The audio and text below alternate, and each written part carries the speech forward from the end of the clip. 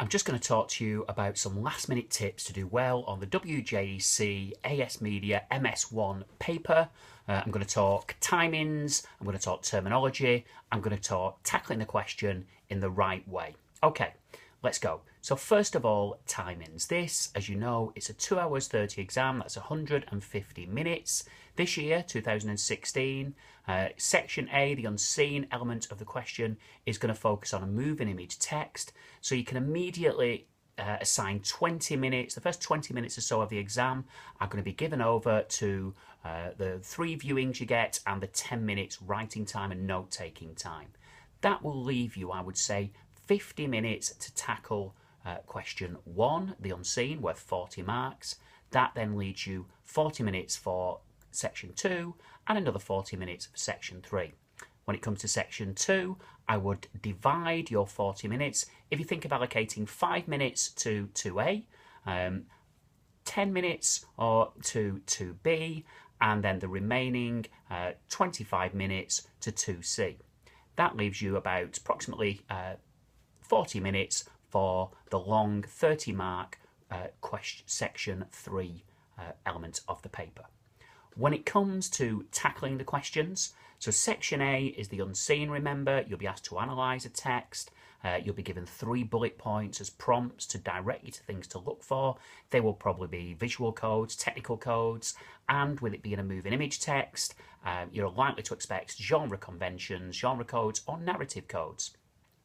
Key thing in this is analysis. So you're looking at what the text has done, what elements it's used, what codes it's used, how it's used them, why it's used them.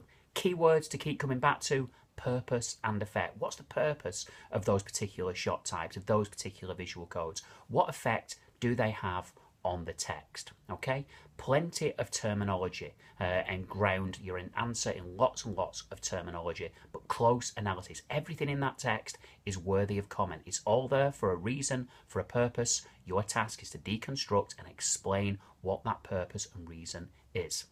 When it comes to question 2 then, as you know, this could be on audience, it could be on representation. 2A will be it's a stepped question, question 2 of course. 2A probably going to be worth 6 marks. It might ask you to identify 2 audiences for the stimulus text. It might ask you to focus on 2 representations, where it could be about gender, 2 different representations of men and women, 2 representations of women, contrasting ones. Again, you're looking for read the question carefully. That goes without saying for all of these questions, of course. Make sure that you give clear reasons why. If it asks you to give 2 audiences, 2 potential different audiences, clear reasons why it will appeal.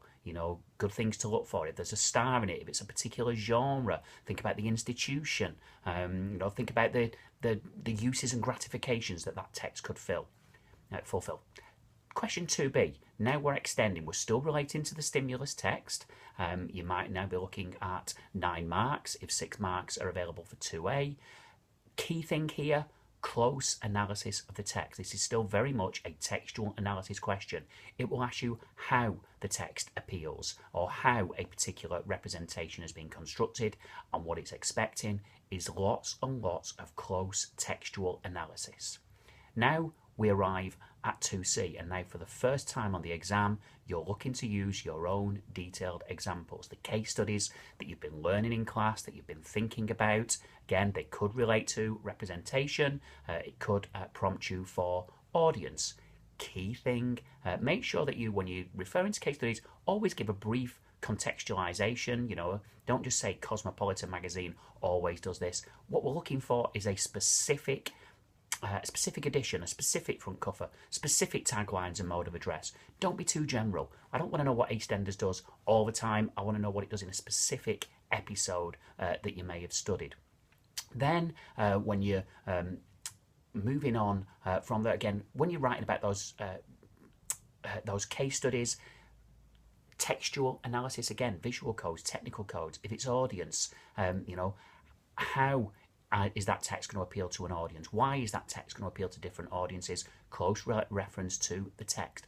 Don't feel that you have to, you want to make reference to media theories. but don't feel that media theory comes first. Avoid at all costs simply giving a Wikipedia style entry about what use and gratifications are, about the Stuart Hall's theory about reception and audience response. Make sure it's textual analysis first, audience theory second.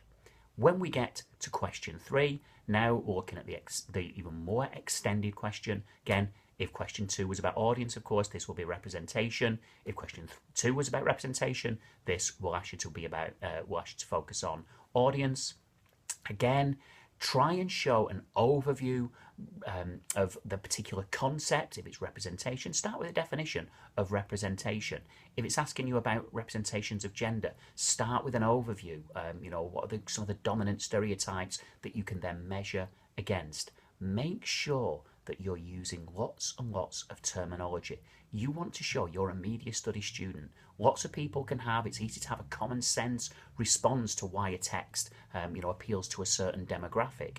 But what non-media students won't have is that specialist academic vocabulary and set of terminology and theories that you as a media student have access to. So make sure you use those well, effectively and consistently during this exam.